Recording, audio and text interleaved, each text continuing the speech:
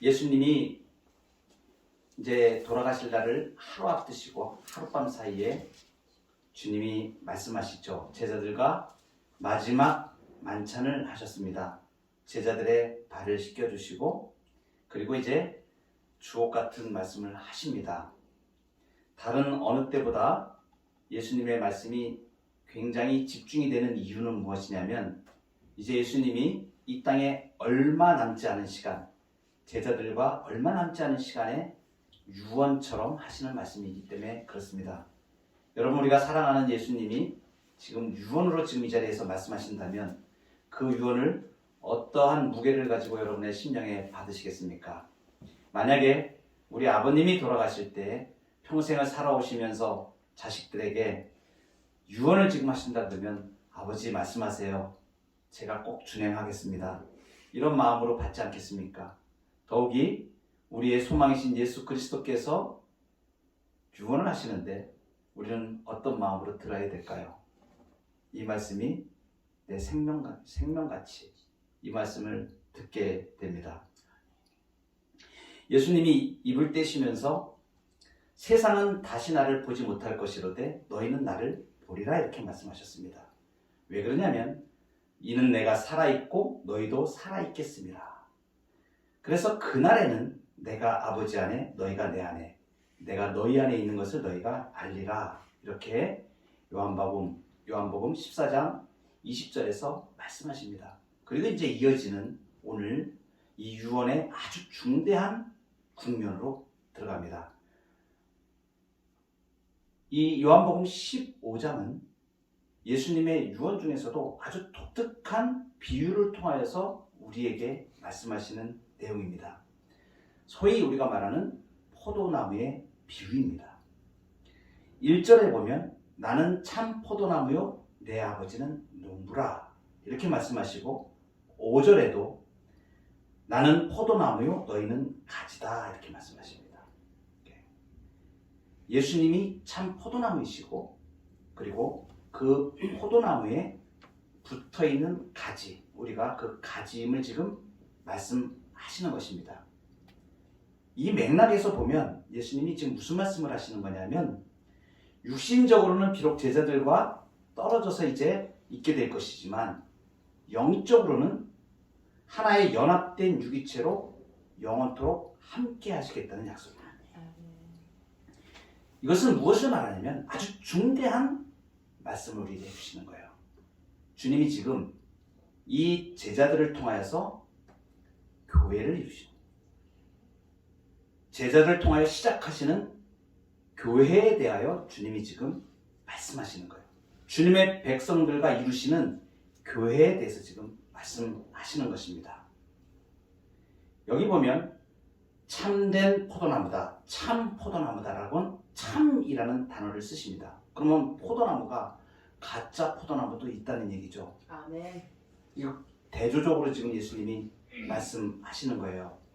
그러면 예수님이 지금 참 포도나무시다라고 하는 뜻은 매우 중요한 뜻을 가지고 있습니다. 아멘. 구약의 이스라엘 백성들은 무엇으로 표현되면 하나님께서 포도나무를 심으셨다 이렇게 말씀하십니다. 구약시대로부터 이스라엘 백성들은 하나님의 포도나무로 일컬어집니다. 하나님의 포도원으로 일컬어지는 거예요. 그래서 하나님의 포도원이 이스라엘이다. 그리고 예레미야서에서는 어떻게 말씀하시죠? 내가 극상품 포도나무를 심었다 이렇게 하나님 말씀하세요. 그러면 진짜 좋은 포도나무를 심은 거예요. 그런 포도나무를 대비해서 이스라엘 백성들을 말씀하시는 것입니다. 그들을 통하여서 하나님께서 이 땅에 필요한 구속의 역사를 행하시려고, 구원의 역사를 행하시려고 하셨던 것입니다. 그래서 이스라엘 사람들은 자신들을 포도나무로 여겼습니다. 포도나무와 일치시켰습니다. 그런데 예수님께서는 지금 나는 참 포도나무다 이렇게 말씀하시면서 가짜이고 불완전한 포도나무와 지금 구별을 하시는 거예요. 가짜 포도나무가 무엇인가? 참이란 뜻, 참 포도나무다 라고 할 때 이 참이라는 뜻은 실체를 말합니다. 진리를 말합니다. 우리가 지난번에도 요한복음 3장을 우리가 말씀을 들을 때 그런 말씀을 드렸습니다. 참으로 예배할 때가 오느니 신령과 진정으로 영과 진리로 이렇게 이번 개역 개정에는 영과 진리로 이렇게 표현되어 있는데 진리 이것이 똑같은 표현입니다. 실체라는 뜻이에요. 본질이라는 뜻입니다. 그러니까 무엇이 있다는 거예요? 가짜가 있다는 것이죠. 이 포도나무라고 하는 하나님이 심으신 이스라엘이라는 이 포도나무가 극상품 포도나무였는데 극상품 포도나무로 여기고 있는 이 이스라엘 백성들 이들의 실상 그것이 가짜인 것을 지금 예수님이 말씀하시는 거예요. 이것은 무슨 말씀이냐면 이 이스라엘 백성들이 자기들을 구원하신 여호와 하나님의 기대에 전혀 부응하지 못하면서 그 하나님의 은혜대로 살지 않으면서 자기들이 진짜 포도나무라고 착각하며 살았던 것을 비유적으로 지금 예수님이 말씀하시는 것입니다. 이스라엘 백성들은 아브라함의 자손으로 여겼습니다. 혈통적으로 아브라함의 자손이기 때문에 우리가 하나님께 나아갈 수 있다. 우리는 선택받은 사람들이라고 하나님의 은혜를 따라 살지 아니하면서 자신들의 정체성을 그렇게 오해하고 있었던 것이죠. 혈통으로 하나님의 자녀가 될 수 있는 사람은 아무도 없습니다. 하나님의 약속을 기업으로 잊게 될 아브라함 자손은 혈통의 이스라엘이 아니고 아멘. 예수를 믿는 영적 이스라엘이 진정한 아브라함의 자손인 것입니다. 아멘. 예수님은 지금 무엇을 말하냐면 지금까지 이스라엘 포도나무라고 지칭되었던 이스라엘은 그것은 진정한 교회가 아닌 것을 말합니다. 그래서 예수님이 지금 나는 참 포도나무다는 내가 메시아다. 나로부터 이제 새로운 이스라엘이 이루어지는 것을 말씀하시는 거예요. 그래서 예수님이 지금 나는 참 포도나무다 이 말씀은 새로운 이스라엘, 새 교회, 예수 그리스도께서 만드신 새로운 영적인 이스라엘을 지금 이제 바야흐로 말씀하시는 거예요. 이것이 예수님이 지금 죽음을 앞두시고 유언하신 내용의 핵심적인 내용입니다. 그래서 나중에 바울 사도가 로마서에서 어떻게 표현하냐면 무릇 표면적 유대인이 유대인이 아니요 아멘. 표면적 육신의 할례가 아니니라. 아멘. 오직 이면적 유대인이 유대인이며 아멘. 할례는 마음에 할지니 영에 있고 율법 조문에 있지 아니하는 것이다. 할렐루야. 이어서 갈라디아서에서도 그런즉 믿음으로 말미암은 자들은 아브라함의 자손인 줄 알지어다. 분명하게 말씀하시죠. 아브라함의 자손이 되는 것은 혈통이 아니고 아멘. 믿음으로 된다는 아멘. 것입니다. 아멘. 믿음으로 말미암은 자는 믿음이 있는 아브라함과 함께 복을 받느니라. 예수님께서 지금 유언으로 말씀하시는 가장 중요한 이제 24시간뿐이 남지 않은 그 시간 24시간도 채 남지 않은 그 시간에 예수님이 이 말씀하시는 것은 이제 영원토록 주님의 몸된 교회를 영원토록 주의 백성들과 함께할 그 교회를 지금 선언하시고 계시는 거예요. 이 제자들을 통해서 교회가 이루어지죠. 그러면서 예수님이 하신 말씀이 5절에 보면 나는 포도나무요 너희는 가지라. 그가 내 안에 내가 그 안에 거하면 사람이 열매를 많이 맺나니 나를 떠나서는 너희가 아무것도 할 수 없습니다. 교회는 어떤 다른 능력으로 사는 단체도 아니고 세상의 어느 단체도 아니고 교회는 예수 그리스도의 은총과 능력으로 살아가는 주의 몸인 것입니다. 하나님의 집이고 주의 몸인 것이죠. 예수님이 그래서 뭐라고 말씀하시냐면 비유로 지금 말씀하시는 거예요. 예수님이 참 포도나무이세요. 지금까지 있었던 이스라엘이 아니고 예수님이 참 포도나무이시기 때문에 그 안에 가지로 붙어 있는 우리들, 주님의 몸에 붙어 있는 우리들, 가지가 줄기에 붙어 있지 않으면 그 생명력을 공급받지 못하기 때문에 버려져서 죽게 됩니다.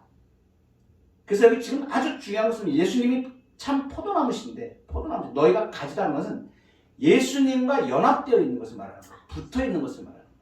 누구로부터 생명의 원천을 받는가? 예수 그리스도로부터 주시는 그 생명력을 공급받아 사는 거예요. 예수님이 우리에게 그 생명의 능력을 공급하여 주시는 것이죠.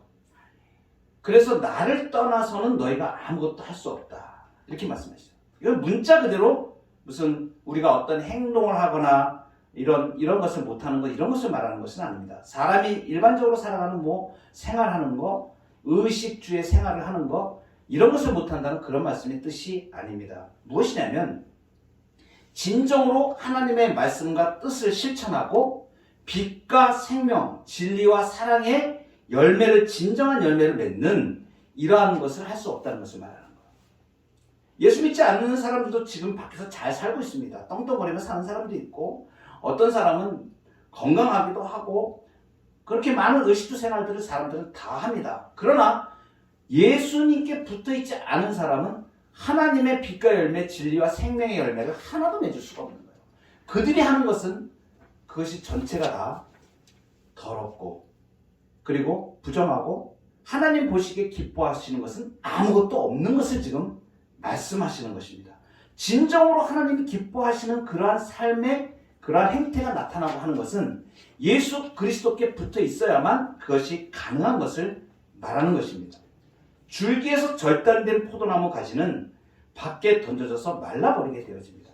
우리가 예수님을 믿기 전에 삶을 생각해 보면 알 수가 있습니다.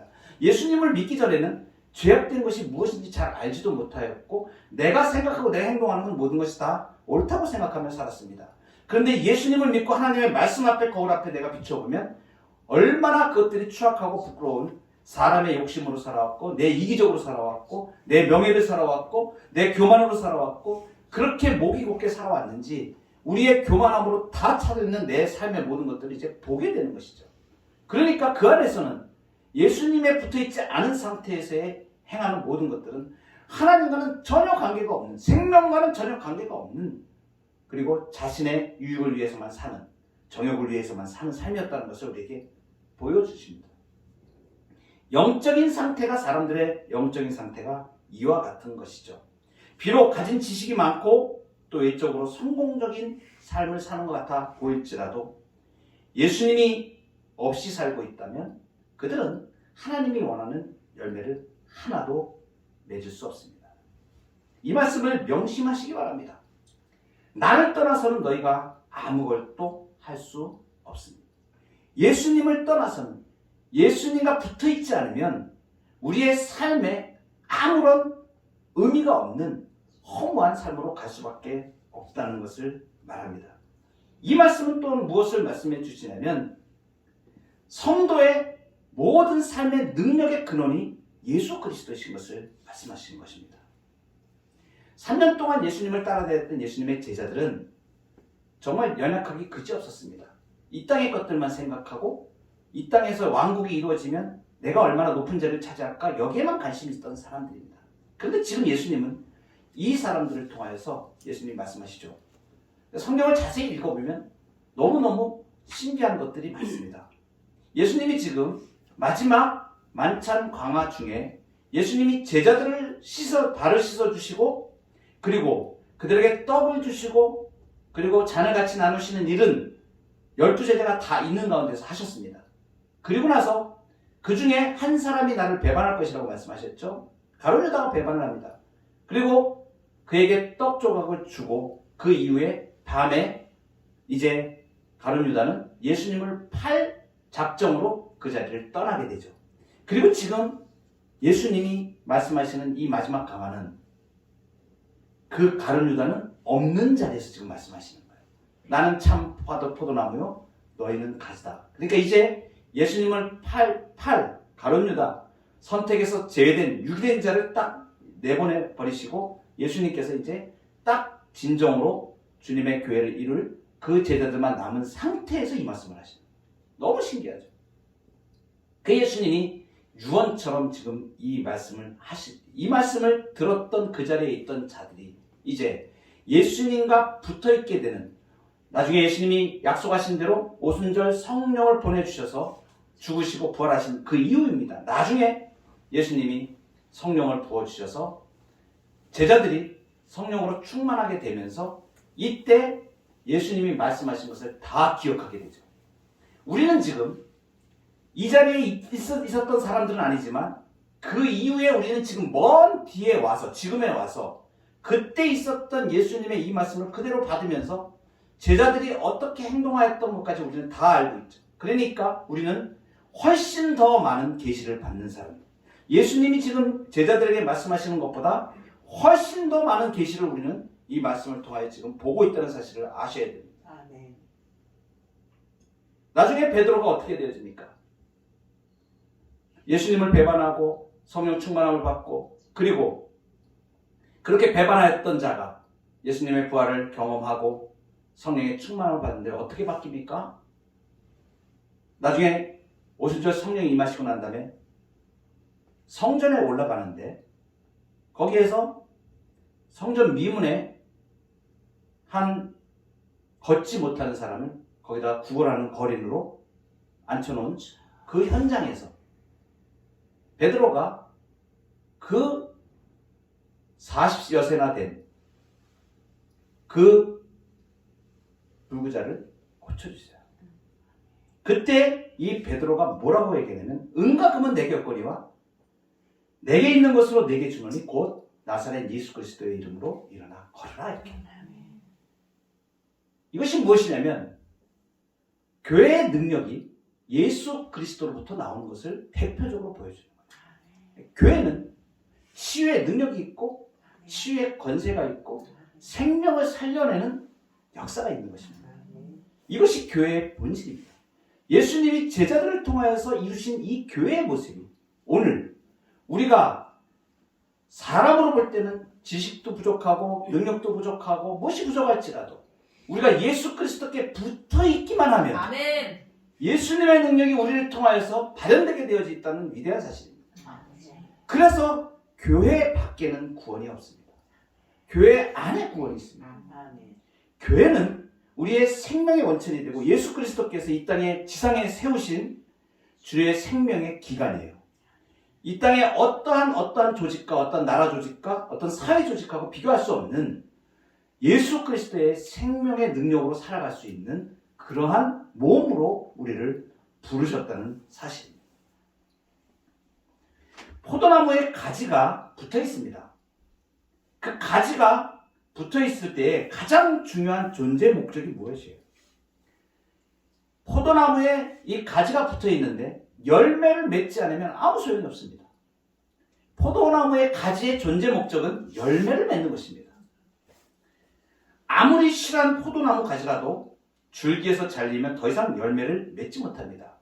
그래서 열매를 맺는 원리가 무엇인가? 예수 그리스도께 붙어 있는 것입니다. 그것을 예수님은 10절에서 이렇게 표현합니다.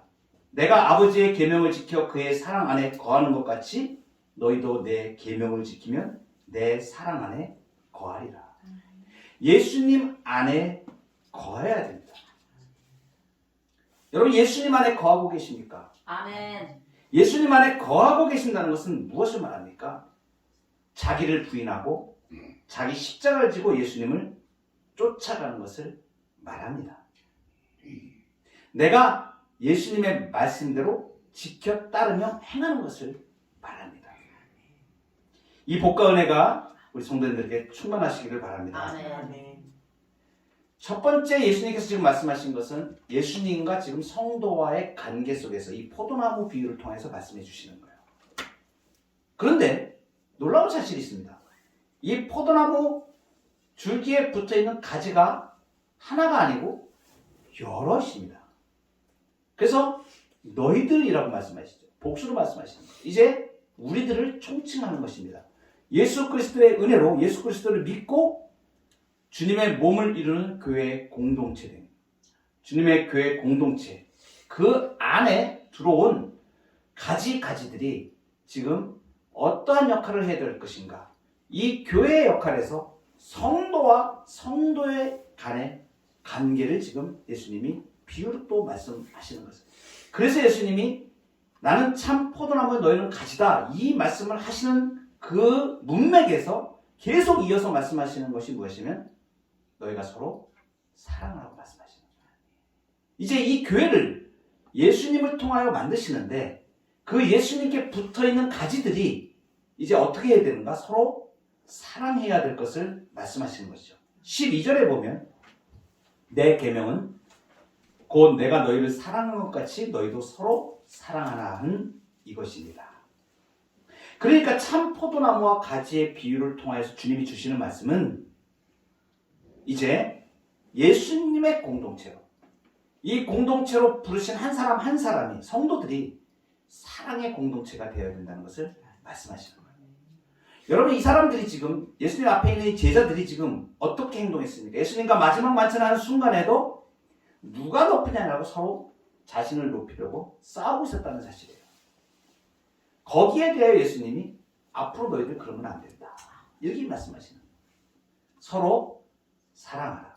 사랑에 대한 의무가 성도들 모두에게 주어지는 것입니다.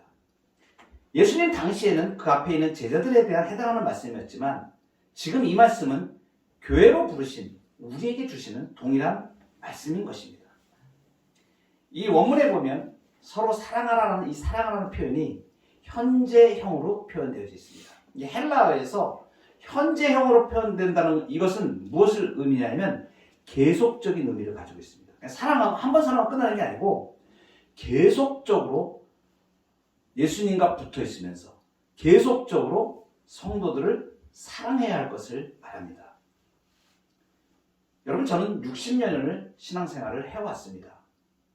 모태신앙으로 어렸을 때부터 교회를 거쳐서 여러 교단과 여러 모습의 교회들, 큰 교회도 있어봤고 작은 교회에서 있어봤고, 그리고 교회에서 맡는 직분은 할 수 있는 것은 다 해봤습니다. 주일학교 교사로부터 시작해서 서리집사로 해서 뭐 중고등부 부장으로 실제로 전도사님 역할까지 해가면서 아이들을 가르치기도 하고, 그리고 안수집사로, 장로로, 목회자로 수없이 많은 그러한 교회들, 작은 개척교회에서부터 어떨 때는 몇천 명이 되는 교회까지, 그러한 교회들, 그리고 학생 때는, 대학교 다닐 때에는 큰 거대한 학생 집회를 주도하는 그러한 임원이 되어져서 실제로 몇천 명이 모이는 그러한 집회도 기획을 하고 다 진행을 하고 수없이 많은 이 한국교회의 역사와 더불어서 살아왔습니다. 그러면서 제가 보는 게 무엇이냐면 어느 교회든지 문제없는 교회는 없습니다. 참 놀랍죠? 왜 그러냐면 아직 우리가 성화된 사람들이 아니지 않습니까? 그러니까 주님의 교회를 섬기다가 그 안에 공동체에서 어떤 문제들이 발생할 수가 있어요. 갈등이 있을 수가 있습니다.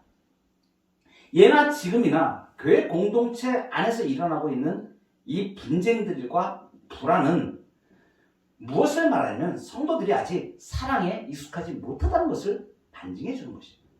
예수님의 사랑의 계명을 우리가 지키지 못하기 때문입니다. 여러분, 우리 기독교의 모든 단어를 이 성경에 있는 말씀을 하나로 압축하고 딱 말하라 그러면 사랑이라고 말하지 않습니까? 이건 믿지 않는 사람들도 이야기를 합니다. 밖에 있는 사람들도 기독교 사랑 아니냐, 하나님의 사랑, 예수님의 사랑, 사랑 아니냐. 정작 교회 안에 있는 그리스도인들은 이 사랑의 의미에 대해서 잘 모를 때가 너무 많습니다. 왜 그런지 아십니까? 제가 하나 느낀 게 있어요. 교회 안에서 예수님을 섬기다 보면, 봉사하고 섬기다 보면 열심히 앞설 때가 있습니다. 그러니까 내게 맡겨진 어떠한 일을 열심히 하려고 하다가 오히려 사랑을 잃어버리는 경우를 많이 보아왔습니다. 재미있는 이 말씀 하나 드릴까요? 어떤 교회에서 있었던 일입니다. 은혜를 많이 받고 아주 잘 섬기는 권사님들이십니다. 식당에서 봉사하다가 소금을 좀 더 넣어야 되냐 말아야 되는 것이 싸움이 벌어졌어요. 그 어떻게 됐습니까? 한 분이 교회를 떠나버리시는 거예요. 이게 뭡니까? 주님을 섬기려고 잘 하다가 의도는 좋은데, 열심으로 섬기는 건 좋은데 뭐예요? 내 주장과 내가 살아온 사고방식의 이 거침돈들이 깨지지 않으니까 거기서 부딪힘이 발생하는 거예요. 여러분, 어디에서나 이런 일들이 일어날 수 있습니다. 여러분들이 이러한 일을 만날 때 어떻게 하셔야 되겠습니까? 중요한 것은 이것입니다. 예수 그리스도와 사랑과 은혜로 그것을 넘어설 수 있어요. 아멘. 갈등은 새로운 성장과 새로운 신앙을 위한 기회가 되어집니다. 아멘. 그 갈등에서 지게 되면, 시험이 들게 되면 어떻게 되냐면 교회를 떠나게 됩니다. 근데 너무나 제가 많은 교회를 떠났던 사람들을 봤었어요. 그런데 그 사람들의 그 뒤가 어떻게 되냐면 나중에 엄청나게 후회를 합니다. 왜냐하면 어떤 교회 공동체를 가든 어떤 공동체를 가든 내 마음에 드는 그런 공동체는 없습니다. 아멘. 너무 신기한 것이죠. 그래서 주님께서 우리에게 원하시는 것은 무엇이냐면 그것을 사랑으로 극복해낼 수 있어야 됩니다. 어떻게 사랑을 하는가? 여러분 이것이 무엇이냐면 사람이 친구를 위하여 자기 목숨을 버리면 이보다 더 큰 사랑이 없다고 13절에 말씀하십니다.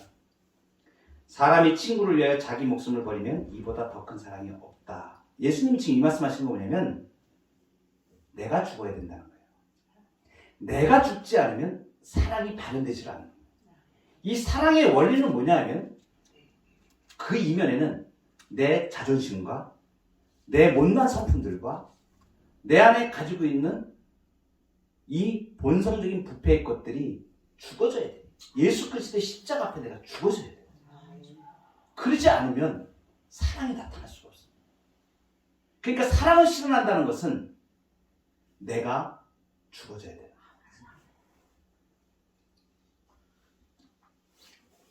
저는 제가 교회 목회를 하면서 우리 성도님들께 이런 말씀을 많이 드립니다. 교회 봉사를 좀 덜해도 관계없습니다. 아멘. 교회에 좀 무엇을 하는데 실력이 좀 없어도 관계없습니다. 제가 그 말씀을 드려요. 왜 그러냐면 잘 보세요. 우리는 은사가 다 다른 사람들이에요. 어떤 사람은 찬양을 잘하는 사람이 있고 어떤 사람은 기도를 잘하는 사람이 있고 어떤 분은 사업을 잘하시는 분이 있습니다. 그것을 전체 그것들을 통하여서 하나님은 주님의 몸된 교회에 각종 은사를 주셔서 섬기게 하시는 것이에요.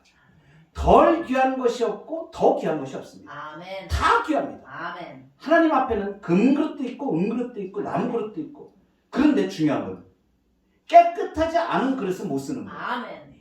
능력이 얼마나 되든 실력이 얼마나 되든 그게 중요한 게 아니에요. 순결해야 됩니다. 아멘. 예수 그리스도 앞에 순결함으로 나아갈 수 있어야 그것이 진정으로 은혜가 되어지고 하나님이 받으시는 사람인 것이죠. 제가 큰 감동을 받은 한 사건이 있습니다. 우리 처갓집이 강원도 강릉인데 그 시골교회 앞에 몇십 년을 교회를 이렇게 봉사해서 교회를 이루신 목사님이 이렇게 계신 그 시골교회가 있습니다. 정말 시골입니다. 그 시골에 할머니 그리고 뭐 아주머니 또 이렇게 약간 지체도 자유롭지 못한 이런 장애를 좀 가지고 있는 분 몇 분. 예배를 제가 주일 예배 언제 한번 참석을 할 때가 있어서 가게 되었는데 정말 제가 쇼킹했습니다. 몇 명 안 되는 10명도 넘질 않아요. 한 7, 8명 이렇게 예배를 드리는데 찬송을 부르는데 이분들이 언제 찬송을 불러봤습니까? 그래도 다행히 목사님 따님이 피아노 반주를 할 수 있어서 피아노 반주는 하시더라고요. 피아노 반주는 이제 이렇게 하고 또 때로는 이제 음악으로 이렇게 맞춰서 이렇게 눌러서 하는 피아노 이렇게 영상으로 하는 반주기 그걸로 이렇게 반주를 할 때도 있고 이제 근데 특송 시간이 됐어요. 예배 드리는데 주일 예배입니다. 특송 시간에 특송하시겠습니다. 그러고 한 분이 나오시는 거예요. 말도 어눌하고 옷차림도 허름하고 근데 그분이 앞에 서서 이제 특송을 이렇게 하세요. 저는 평생을 교회 생활을 했기 때문에 저는 중창단 활동도 했고 음악에 대해서도 상당히 제가 많은 심혈을 기울여서 저도 그렇게 활동을 해왔고 음악적인 감각이나 이건 뛰어나요. 그런데 그 어눌한 말로 찬송을 하는데 피아노 맞지도 않고 반주도 맞지도 않고 음정도 맞지도 않고 근데 이 찬송을 부르는 그분의 얼굴 표정이 제가 막 소름이 돋을 정도로 진정으로 하나님을 사랑해서 예수님을 사랑해서 그 가사 찬송가 그 한 가사를 찬송을 하는 거예요. 그 내내 그 예배를 드리는 순간 내내 제가 마음에 결심을 했습니다. 이 찬송을 하나님이 받으시는구나. 세상의 오케스트라를 다 동원해서 찬양을 해도 저보다 아름다울 수는 없다. 그때 제 마음에 결심한 게 있습니다. 실력이 중요한 게 아니고 아멘. 내가 무언가를 좀 할 수 있다고 하는 그것들이 하나님 앞에 얼마나 무의미한 것들인가. 근데 진정으로 내가 중심으로 하나님 앞에 내 부족한 것이라도 믿음으로 드리는 것이 얼마나 아멘. 이것을 제가 보게 되었습니다. 여러분, 교회 내에서 수없이 많은 문제가 있고 열심이 아니고 사람이 중요하고 사랑이 중요하다는 것을 바울 사도가 고린도전서 13장에서 우리에게 말해줍니다. 아멘. 내가 사람의 방언과 천사의 말을 할지라도 주여. 내가 사랑이 없으면 소리나는 구리와 울리는 꽹과리가 아무리 멋들어지게 내가 좋은 성악을 가지고 좋은 반주를 하고 좋은 무엇을 한다고 하더라도 그것이 사랑이 없이 행하게 되면 소음이 되고 꽹과리가 되고 듣기 싫은 소리가 되고 하나님 안 받으시는 것을 말합니다. 내가 예언하는 능력이 있어 모든 비밀과 모든 지식을 알고 내가 또 산을 옮길 만한 모든 믿음이 있을지라도 사랑이 없으면 내가 아무것도 아니다. 내가 내게 있는 모든 것으로 구제하고 또 내 몸을 불사르게 내어줄지라도 사랑이 없으면 내게 아무 유익이 없느니라. 여러분, 바울 사도가 오늘 우리에게 주시는 이 말씀을 들어보십시오. 사랑은 오래 참고 사랑은 온유하며 시기하지 아니하며 사랑은 자랑하지 아니하며 교만하지 아니하며 무례히 행하지 아니하며 열심을 내서 무엇을 한다고 하더라도 그것이 내 형제의 마음에 무례함으로 다가가거나 상처를 주거나 아픔을 준다면 얼마나 그것이 하나님 앞에 부끄러운 일인가를 우리에게 말씀해 주십니다. 우리가 믿음으로 섬기며 나아갈 때 이것을 명심하시기 바랍니다. 사람을 소중히 여기고 사람을 세우고 사람들에게 예수 그리스도의 은혜가 증거되지 않으면 우리의 행하는 봉사는 하나님이 절대 받지 않으십니다. 우리의 기도도 받지 않으시고 우리가 행하는 아무것도 하나님 받지 않으십니다. 그래서 하나님이 교회에 보내주신 고귀한 성도들을 귀하게 여기고 믿음으로 세워가고 은혜로 세워가고 그래서 예수 그리스도의 사랑이 드러나고 정말 나의 한 행동을 통하여서 모두가 사랑을 경험하고 예수 그리스도의 사랑으로 우리가 나아갈 수 있어야 되는 것입니다. 성도와 간에 그리고 예수님 안에 붙어있는 그 은혜 가운데 거하면서 우리 안에 있는 모든 더러움들을 내려놓고 정말로 나의 모습과 나의 모든 삶의 인격을 통하여서 예수 그리스도가 드러나시도록 그렇게 믿음으로 살아가는 저와 여러분 되기를 주의 이름으로 축복합니다. 아멘.